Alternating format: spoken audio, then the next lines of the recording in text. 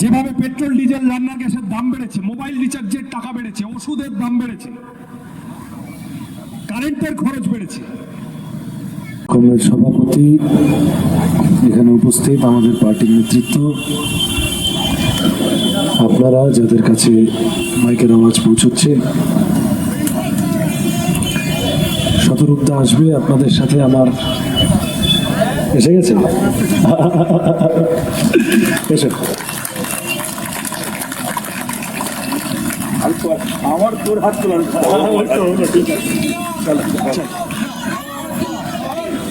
ভালোই হলো। আমার গলার অবস্থা তৃণমূলের সরকারের মতো। আমি একটু ভাবছিলাম যে দেরি করলে বাঁচিয়ে দিয়েছে। এখন আমার একদম ঝটঝট করে দুটো তিনটে চারটে কথা বলা। এক হলো, ভয় পাবেন না, এটা লোকসভা ভোট। যত হুমকি দিক, যত ধমকি দিক, যত কায়দা কানুন করুক, কারোর বাবার ক্ষমতা নেই এই ভোটে ভোট লুট করতে আসার। আপনি যদি বুথ অব্দি পৌঁছতে পারেন, বুথ অব্দি পৌঁছে যান, দল বেঁধে যান, লুকিয়ে ছড়িয়ে যান, এই গলি বলে ওই গলি দিয়ে যান, যেভাবে হোক বুথ অব্দি যান, আমাদের পার্টির লোকেরা থাকবে। আগের দিন থেকে কি এখন থেকেই যা শুরু হয়েছে 109 নম্বর ওয়ার্ডে, এটার সাথে 109 ওয়ার্ডের মানুষ পরিচিত। এটা নতুন কিছু নয়, এগুলো কমব্যাট করেই 2016 সালে আমরা জিতেছিলাম 109 ওয়ার্ডে। তৃণমূল জানে 109 ওয়ার্ডে ফ্রি ফেয়ার ভোট হলে আজও লাল ঝান্ডাই উঠবে। ফলত তৃণমূলের এই গুতগাথা শুরু করা, ওগুলো ওরা করবে, ওগুলো ওরা ভালো করে করুক। আর তৃণমূলকে আমাদের খুব বেশি পাত্তা দেওয়ার বিষয় না। পিছনে খোঁচর হিসেবে পুলিশ গুজে রেখেছে, পুলিশকে সাথে ফেউ হিসেবে লেলিয়ে রেখেছে। সে পুলিশ নিয়ে আমায় দু একটা কথা বলতে হবে, না বলতে হলেই ভালো হতো। কিন্তু প্রচারে বেরিয়ে আর লোকের থেকে ফোনে টোনে যা বুঝতে পারছি, যে পরিমাণ তোলাবাজি, এ তো পুলিশের তোলাবাজি তৃণমূলের ওপর দিয়ে যায় দেখছি 109 ওয়ার্ডে। একটা বাড়ি করতে গেলে, ফ্ল্যাটে থাকতে গেলে, যে কোনো কিছু করতে গেলে হত্যা দিতে হয় যেভাবে পুলিশকে।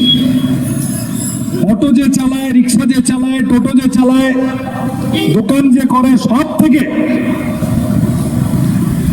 ওই তৃণমূলের 75-25-এর দায়িত্ব তো পুলিশই নিয়ে নিয়েছে। তো এই পুলিশ খুব নিরপেক্ষ থাকবে এমন আশা করে লাভ নেই। পুলিশের মধ্যে 4টে ভালো লোক থাকতে পারে, সেই 4টে ঠিক আছে। আর বাকি যেগুলো যেগুলো ছাঁট মাল আছে, যেগুলো যেগুলো পচা আলু আছে, আমরাও তালিকা তৈরি করছি। 4 তারিখের পর আমাদেরই পিছন পিছন ঘুরতে হবে, স্যার স্যার বলে ডাকতে হবে, আমরা দেখবো দৌড় করাবো কতটা পারছে। আমার পরিষ্কার বলা 109 নম্বর ওয়ার্ডের মানুষের কাছে, আপনাদের কাছে, আপনাদের এখানে যাদের কাছে যাচ্ছে, কোনো ভালো পুলিশ কর্মী থাকলে আমি বলছি আমি আপনার জন্য লড়ছি, আপনার ডিএটা তৃণমূল আটকে রেখেছে। কোনো ভালো সিভিক ভলান্টিয়ারের ছেলে থাকলে আমি বলছি আমি ভাই তোমার জন্য লড়ছি। তোমার 9,000 টাকাটা আজ এতদিন হয়ে গেল, 9,000 থেকে আর 10,000 করছে না তৃণমূল, তো ওটাকে 18,000 করানোর জন্য লড়ছি। এই যে স্কুল কলেজ বন্ধ হয়ে যাচ্ছে, লেখাপড়ার খরচ বাড়ছে, আমাদের এইখানে সামনে আমার তো গর্ব হয়, বুকটা ভরে যায় গর্বে। আমাদের লোকেরা, লাল পার্টির লোকেরা, তারা স্কুল চালিয়েছে দিনের পর দিন, কোচিং সেন্টার, সেখানে পড়া বাচ্চা বাচ্চা ছেলে মেয়েগুলো এইবারে মাধ্যমিকে কি ভালো ফল করেছে। কিন্তু সরকারি স্কুলের কি অবস্থা? কোথাও কোনো আলোচনা নেই কেন? 8,000 স্কুল বন্ধ হয়ে যাচ্ছে, 4 লক্ষ মাধ্যমিক পরীক্ষার্থী কমে যাচ্ছে। কোথাও কোনো আলোচনা নেই কেন বেকারত্বের এই ভয়ানক অবস্থা? একটা বড় অংশের চাকরি নেই, আর যাদের চাকরি আছে তাদেরও জব সিকিউরিটি বলে কিছু নেই। যখন তখন ছাঁটাই করে দিচ্ছে, নিয়মিত বেতন দিচ্ছে না, 14-15 ঘন্টা খাটিয়ে দিচ্ছে। তাদের কথা বলতে হবে। যে ছেলেপুলে 109 ওয়ার্ডে সিন্ডিকেটের চক্করে ঢুকিয়ে দিয়েছে, তাদের আরেকটু নিশ্চিত নিরাপদ জীবনের জন্য লড়তে নেমেছি। বয়স্ক মানুষদের pension, PF, gratuity, health scheme, medical ইন্স্যুরেন্সের প্রিমিয়াম কমানোর জন্য লড়তে নেমেছি। এতগুলো হাসপাতাল এই চত্বরে। যেভাবে পেট্রোল ডিজেল রান্নার গ্যাসের দাম বেড়েছে, মোবাইল রিচার্জের টাকা বেড়েছে, ওষুধের দাম বেড়েছে, কারেন্ট কারেন্টের খরচ বেড়েছে। তৃণমূল আসলে আক্রমণ করে কেন জানেন?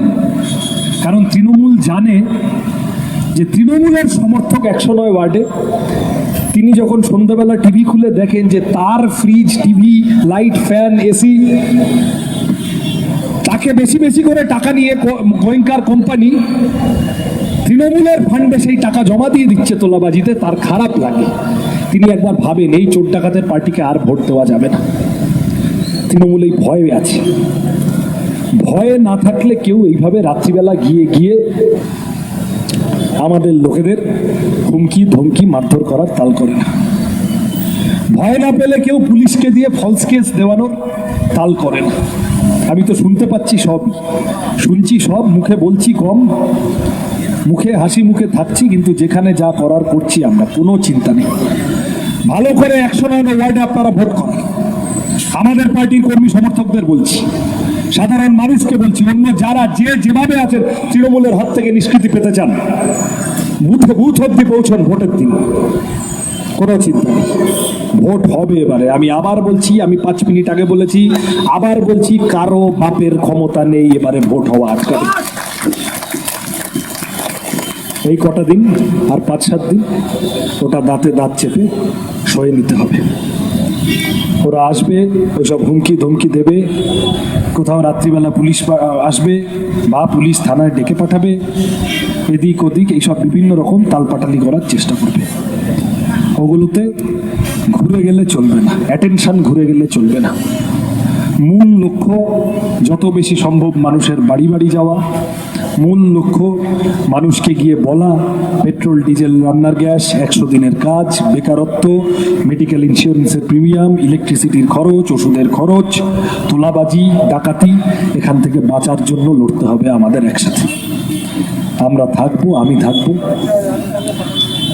গোটা দেশ জুড়ে আস্তে আস্তে আস্তে আস্তে যে পরিবেশ তৈরি হচ্ছে, বিজেপির পাতলা হয়ে যাওয়ার সম্ভাবনা বেশি। খালি চোখে দেখে বোঝা যাচ্ছে, এই আজকেও আরেক দফা ভোট হলো, সব ছেড়ে দিন। আমাদের যাদবপুরের ছেলে সায়ন ব্যানার্জি, আপনারা চেনেন, টিভিতে দেখেছেন তো, তমলুকের বিজেপি প্রার্থী, কত তাড়াতাড়ি ভগবান থেকে হনুমান হয়ে যেতে আমি আর কাউকে দেখিনি। যে এই নতুন হনুমানের সারাদিনের বডি ল্যাঙ্গুয়েজ আর সায়নের লড়াই দেখেছেন তো। তাহলে বিজেপি যত একটা করে দফা যাচ্ছে, বিজেপি পাতলা হচ্ছে, বিজেপির বডি ল্যাঙ্গুয়েজ বোঝা যাচ্ছে আস্তে আস্তে পাতলা হচ্ছে।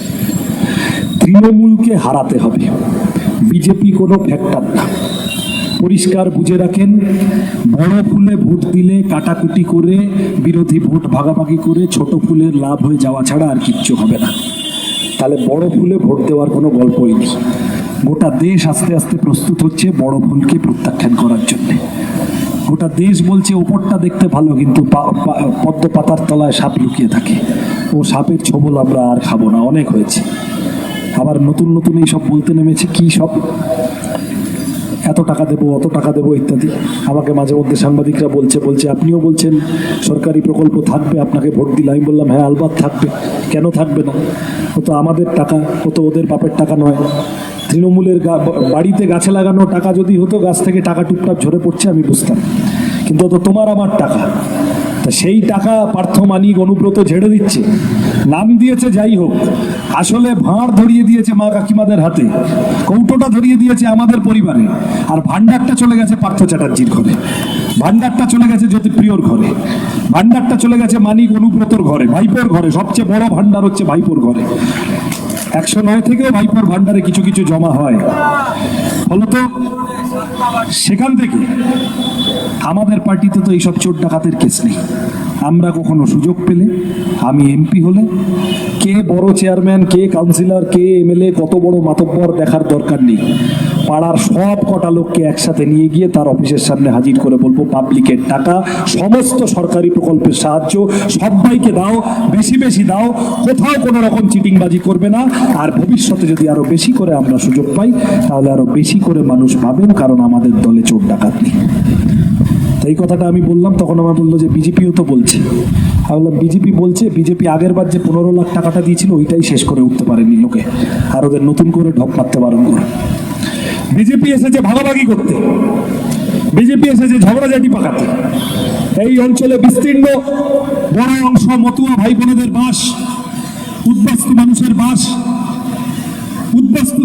সংগ্রাম, উদ্বাস্তুদের কলোনি প্রতিষ্ঠা, উদ্বাস্তুদের নাগরিকত্ব, উদ্বাস্তুদের বেঁচে থাকা জীবন জীবিকা শিরদাঁড়া লড়াইয়ের ইতিহাস কাদের? এই লাল ঝান্ডার ইতিহাস যাদবপুর জুড়ে। আজকে দাঁড়িয়ে এনআরসি সিএ এর নামে বিজেপি আসলে শুধু উদ্বাস্তু উপর থেকে আসা হিন্দু উদ্বাস্তু মানুষ নয়, সমস্ত মানুষের নাগরিকত্বের প্রশ্ন বিপদের মুখে ফেলে দিতে চাইছে। সিএ হিন্দু মুসলমানের কেস না, বিজেপি হিন্দুর পার্টি না, বিজেপি হিন্দুত্বের জামা পরে আম্বানি আদানির পার্টি। ও আদানির আম্বানির লাভ হবে বলে ও মানুষে মানুষে ঝগড়া বাঁধাতে চায়। ওই জন্য বলছে হিন্দুদের নাগরিকত্ব দেবো, মুসলমানদের দেবো না। যা নিয়ম করেছে, যা কল করেছে সিএএ বলে, তাতে করে বিপদে পড়ে যাবে হিন্দু উদ্বাস্তু পরিবারগুলো সব থেকে বেশি। যার পয়সা আছে, যার সে ঠিক কর্পোরেশনের টেবিলের তলায় কাগজপত্র পয়সা বের খাইয়ে কাগজপত্র বের করে নেবে।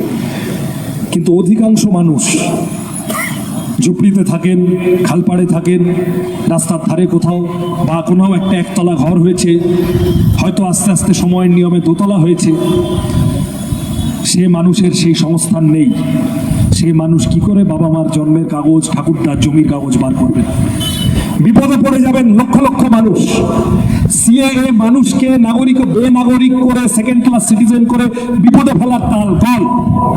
বিজেপি এই ভয়ানক চক্রান্ত, ঘৃণ্য ষড়যন্ত্র নামিয়ে এনেছে মানুষের উপর।